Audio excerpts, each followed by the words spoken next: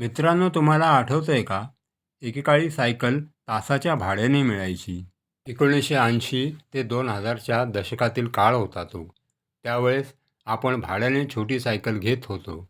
बहुधा ती रंगीत असायची, जिला कॅरियर नसायचे आणि याच्यामागे तुम्ही कोणाला डबल सीट नेऊ नये हा उद्देश असायचा.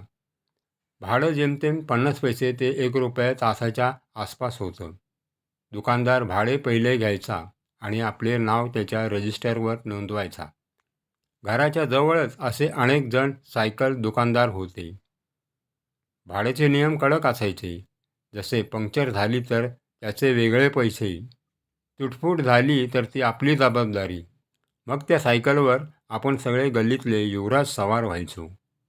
पूर्ण ताकदीने पायडल मारत, कधी हात सोडत, बॅलन्स करत, कधी खाली पडून पुन्हा पुन्हा उठून चालवायचो. आपल्या गल्लीत येऊन सर्व मित्र आळीपाळीने सायकल चालवायला मागायचे. भाड्याच्या टाईमचा लिमिट निघून न जावा म्हणून 3-4 वेळेस त्या दुकानापासून चक्कर व्हायची. तेव्हा भाड्याने सायकल घेणं हे आपल्या श्रीमंतीचे लक्षण होतं. स्वतःची लहान सायकल असणारे त्यावेळेस खूप रईसी झाडायचे.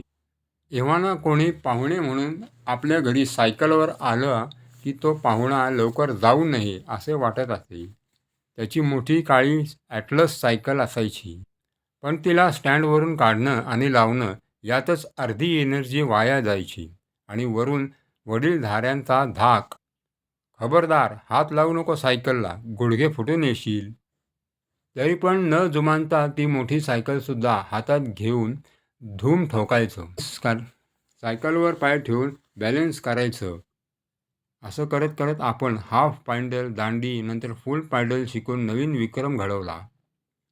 यानंतर सीटपर्यंतचा प्रवास एक नवीन अध्याय होता. नंतर सिंगल, डबल, हात सोडून कॅरियरवर बसून चालवायचे सर्व स्टंट आपण केव्हाच करून चुकलो. खरं तर जीवनाची सायकल अजूनही चालू आहे. पण आता ते दिवस नाही, तो आनंदही नाही. आज सहज धूळ खात पडलेल्या मुलांच्या सायकलवर नजर गेली तेव्हा वाटलं, एक काळ गाजवलेल्या सायकलची किंमत आणि मजा यांची सर आता असलेल्या बुलेटला पण येणार नाही.